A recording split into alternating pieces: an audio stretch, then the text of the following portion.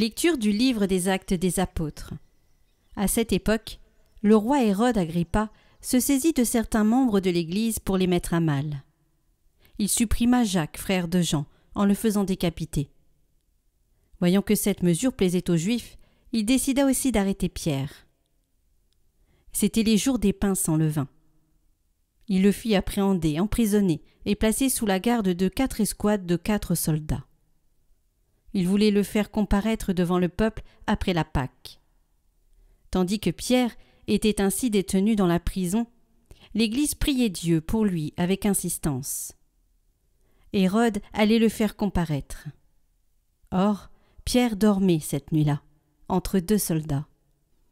Il était attaché avec 2 chaînes, et des gardes étaient en faction devant la porte de la prison.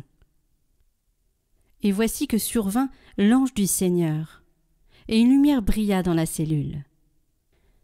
Il réveilla Pierre en le frappant au côté et dit « Lève-toi vite !»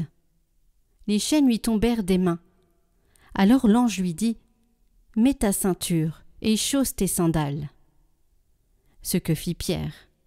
L'ange ajouta « Enveloppe-toi de ton manteau et suis-moi. » Pierre sortit derrière lui, mais il ne savait pas que tout ce qui arrivait grâce à l'ange était bien réel. Il pensait qu'il avait une vision. Passant devant un premier poste de garde, puis devant un second, ils arrivèrent au portail de fer donnant sur la ville.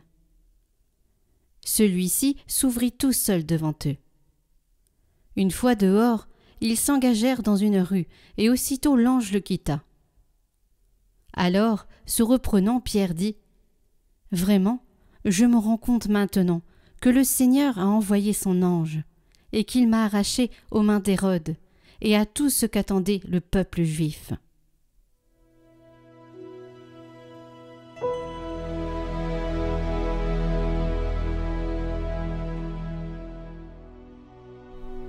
De toutes mes frayeurs, le Seigneur me délivre. Je bénirai le Seigneur en tout temps, sa louange sans cesse à mes lèvres. Je me glorifierai dans le Seigneur, que les pauvres m'entendent et soient en fête. Magnifiez avec moi le Seigneur, exaltons tous ensemble son nom. Je cherche le Seigneur, il me répond. De toutes mes frayeurs il me délivre. Qui regarde vers lui resplendira, sans ombre, ni trouble au visage. Un pauvre cri, le Seigneur entend, il le sauve de toutes ses angoisses. L'ange du Seigneur campe alentour pour libérer ceux qui le craignent. Goûtez et voyez, le Seigneur est bon, heureux qui trouve en lui son refuge.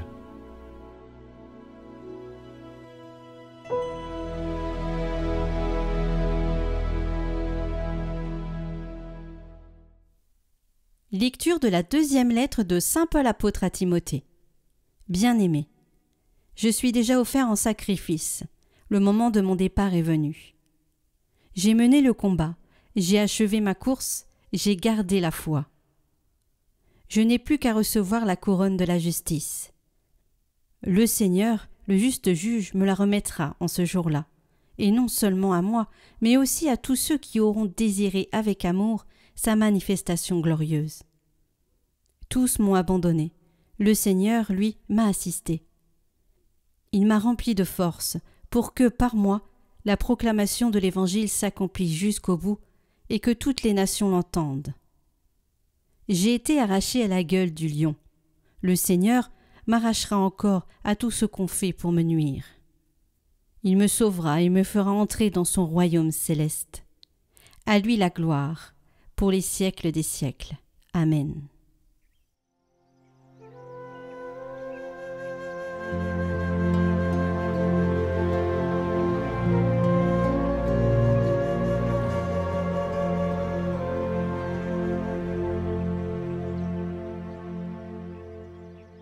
Évangile de Jésus-Christ selon saint Matthieu. En ce temps-là, Jésus, arrivé dans la région de Césarée de Philippe, demandait à ses disciples, « Au dire des gens, qui est le Fils de l'homme ?» Ils répondirent, « Pour les uns Jean le Baptiste, pour d'autres Élie, pour d'autres encore Jérémie ou l'un des prophètes. » Jésus leur demanda, « Et vous, que dites-vous » Pour vous, Qui suis-je » Alors Simon-Pierre prit la parole et dit « Tu es le Christ, le Fils du Dieu vivant. » Prenant la parole à son tour, Jésus lui dit « Heureux es-tu, Simon, fils de Jonas. Ce n'est pas la chair et le sang qui t'ont révélé cela, mais mon Père qui est aux cieux.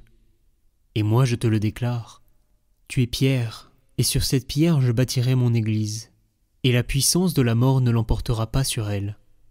Je te donnerai les clés du royaume des cieux. Tout ce que tu auras lié sur la terre sera lié dans les cieux, et tout ce que tu auras délié sur la terre sera délié dans les cieux. »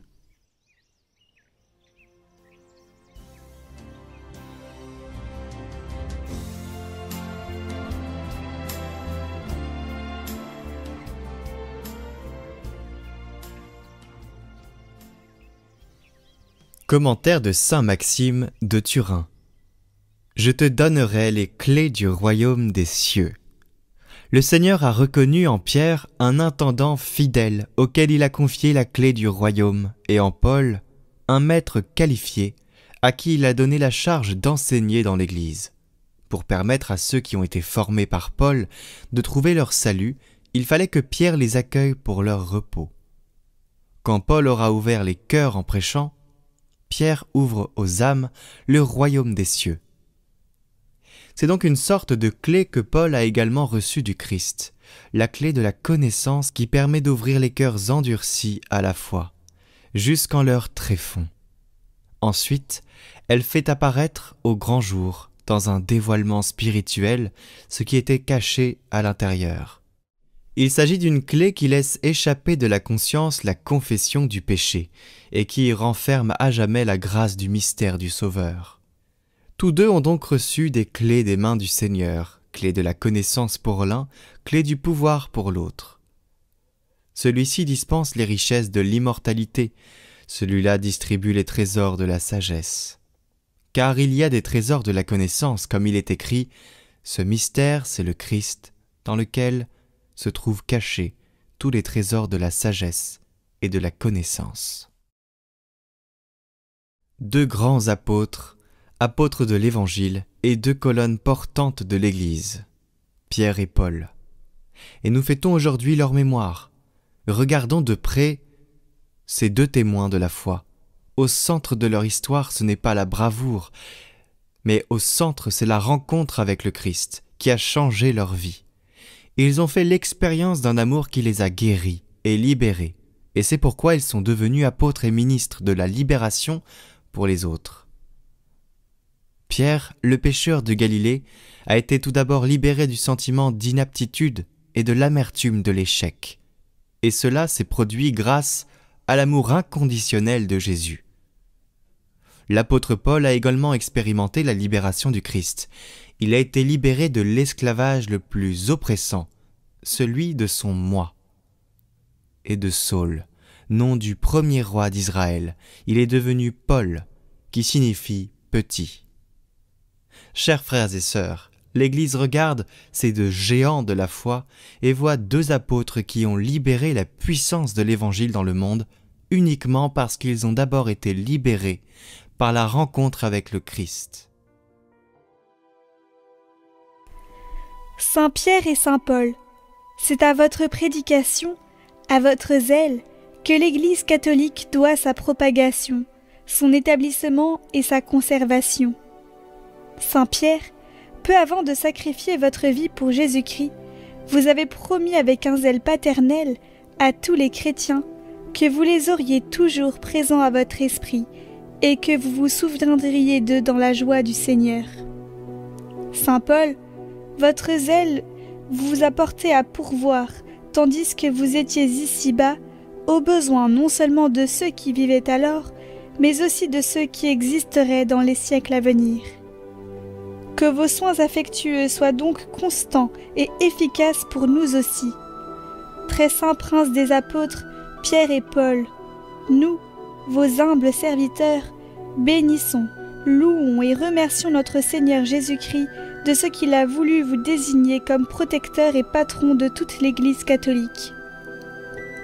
Très saints princes des apôtres, vous, nos maîtres, nos avocats, nos pères, du haut de ces trônes tout brillants d'une lumière immense, sur lesquels vous êtes assis dans le royaume céleste, fixez toujours des regards de bienveillance sur toute la Sainte Église catholique.